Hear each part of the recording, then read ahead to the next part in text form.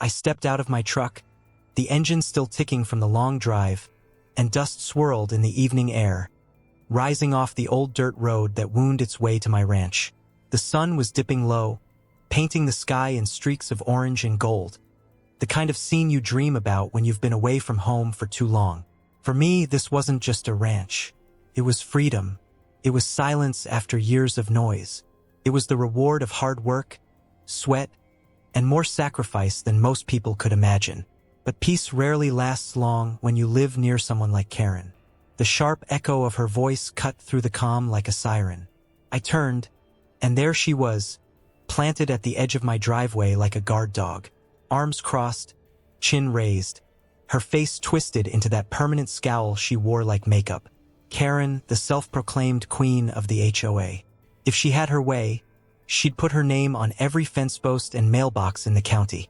"You can't just show up here," she barked, holding a clipboard like it was a weapon. I almost laughed.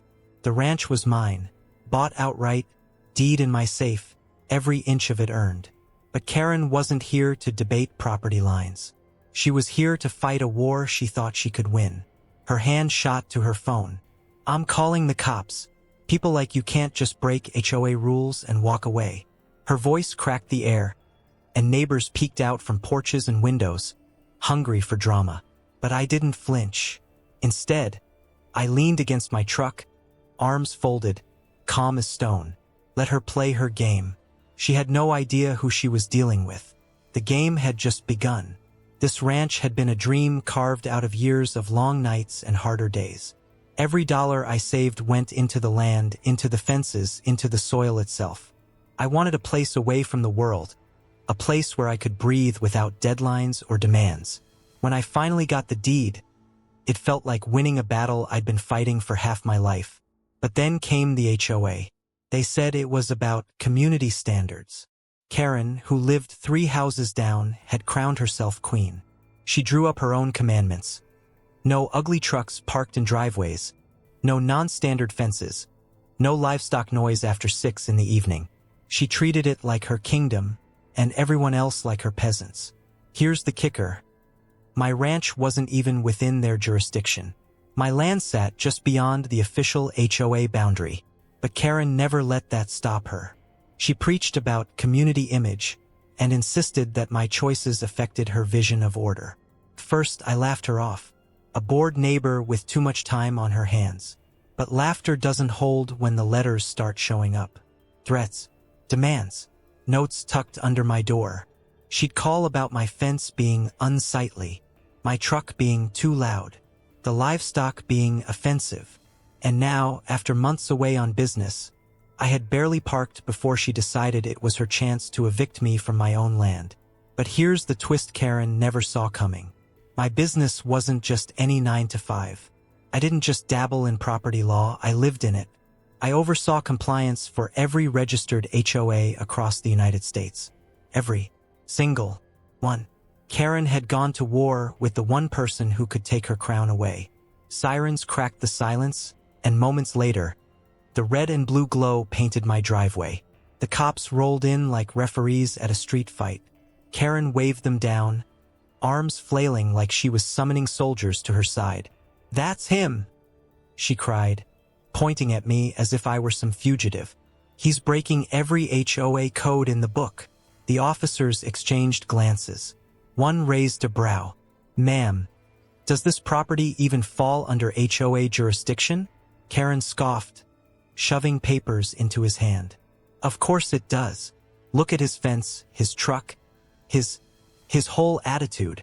I stayed quiet, watching her dig her own grave. The officers turned toward me, professional but hesitant. "Sir, may we see some ID?" Karen's smirk widened, arms folded like she'd already won. She thought the cops would haul me off like a trespasser. She thought the law was her weapon.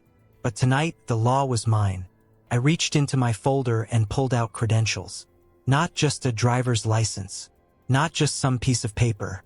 The kind of credentials that make men in uniform take a step back. The officer holding my ID froze. His eyes flicked to me, then back to Karen. "Ma'am, do you know who you just called us on?" Her smile wavered. What do you mean? He's breaking rules. I handed over the rest of my documents. Federal credentials, embossed and signed. I wasn't just a lawyer. I was the compliance director for the National HOA Council, the governing body that oversees every HOA in the country. Karen's jaw dropped.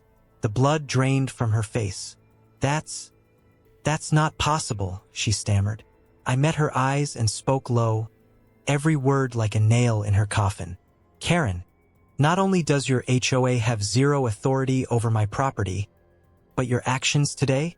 Harassment, false claims, abuse of emergency services. The cops shifted, uncomfortable now. They weren't looking at me anymore. They were looking at her. And for the first time, Karen wasn't holding the power. She tried to backpedal, her voice trembling. I was just looking out for the community. The officers didn't buy it. One shook his head. Ma'am, you wasted police resources and tried to enforce authority you don't have. That's a serious problem. The neighbors had gathered by now, a small crowd on the sidewalks, whispering. Some laughed under their breath. They had lived under her reign long enough to know what it meant for Karen to finally lose. Her eyes darted left and right, searching for someone to back her up. But nobody moved. Nobody wanted to be dragged down with her. The cops warned her that more false reports could lead to fines, or worse. Her hands shook, and the clipboard slipped, crashing to the dirt at her feet.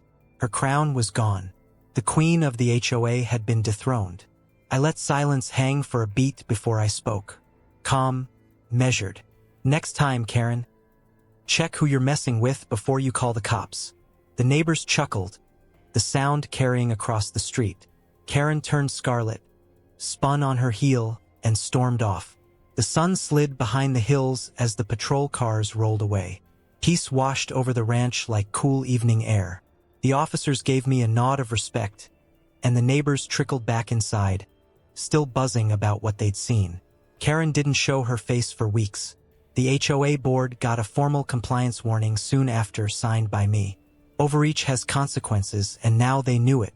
I sat on my porch that night, coffee steaming in my hands, and thought about the irony.